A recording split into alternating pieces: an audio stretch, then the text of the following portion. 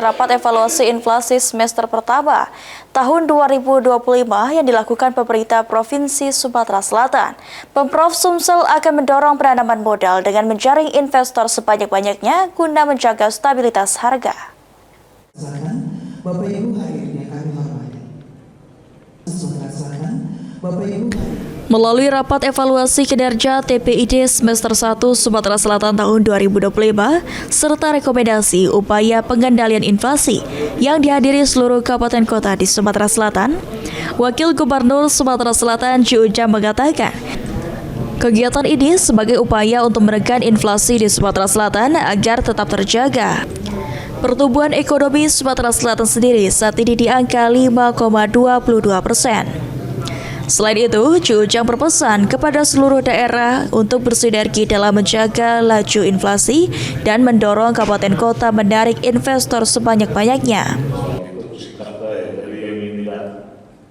Inflasinya itu dan alhamdulillah cuman pertumbuhan ekonomi kita 5,52%. Mungkin pesan-pesan untuk seluruh kepala daerah, Pak? Untuk kepala daerah supaya kompak bersatu dan jaga inflasi dan investor masuk ke kabupaten kota yang ada terima dan supaya dia nyaman, gimana supaya investor-investor itu nyaman dan jaga inflasinya dan masyarakatnya supaya jangan hanya menerima siap-siap saji, terus harus kita berdikari, harus mandiri dan harus kerja keras untuk kita jaga pertanian dan yang lainnya.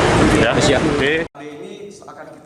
Sementara itu, Kepala Perwakilan Bank Indonesia Provinsi Sumatera Selatan Bambang Pramono mengatakan yang perlu diwaspadai pada triwulan 3 dan 4 adalah LPG dan kenaikan biaya angkutan, maka seluruh daerah diminta untuk mengantisipasi kenaikan tersebut.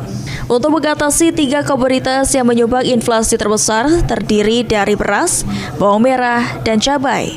Penjajakan kerjasama dengan daerah lain seperti Sumatera Barat dan Jawa Barat akan segera direalisasikan agar pasokan tercukupi. Tadi saya sampaikan ada LPG sama kenaikan ongkos angkut.